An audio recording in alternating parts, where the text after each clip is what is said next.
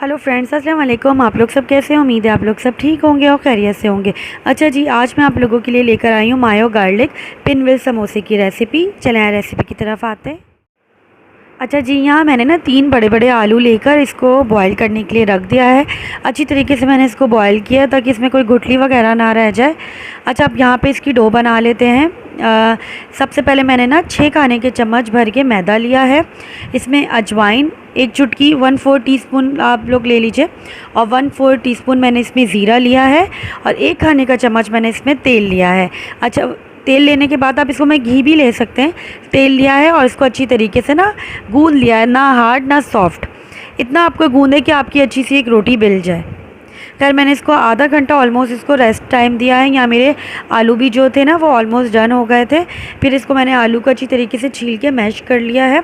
इसमें नमक, पिसा हुआ ज़ीरा और पिसी हुई लाल मिर्च डाली है अकॉर्डिंग टू द हस्बे ज़ायका।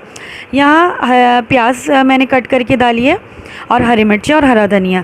अच्छा, यहाँ पे मैंने मायो गार्लिक सॉस डाली है। आप लोगों के अगर पास सिंपल प्लेन मायो है तो आप लोग वो भी इस्तेमाल कर सकते हैं। अच्छा, यहाँ आधे घंटे रेस्ट मैंने आटे को दे दिया था। इसके बाद ये अच्छी तरीके से सेट हो गया था। तो अब मैंने इसकी एक रोटी बड़ी सी बेल लेनी है।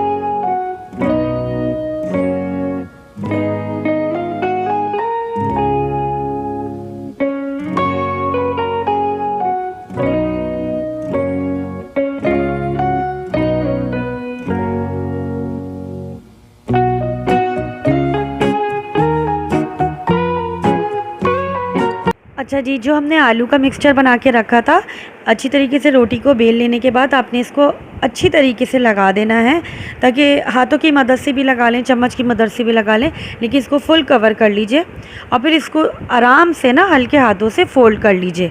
इस तरह रोल कर दीजिए, रोल की तरह बना लीजिए। अगर आपसे कोना ना बाइंड हो तो आप इस पर थोड़ा सा आटा वगैरह भी गीला करके लगा सकते हैं ताकि वो बाइंड हो जाए। अच्छा, यहाँ पे आप इसको आराम आराम से कट करिए। ये हमारे पिनविल समोसे रेडी हैं।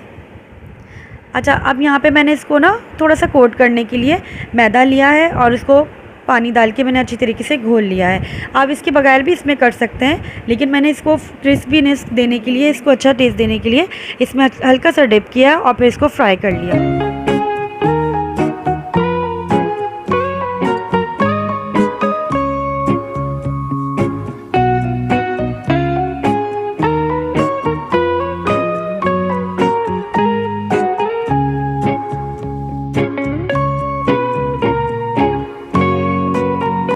अच्छा फ्रेंड्स, आप लोग देख सकते हैं इसमें अच्छी तरीके से कलर आ गया है।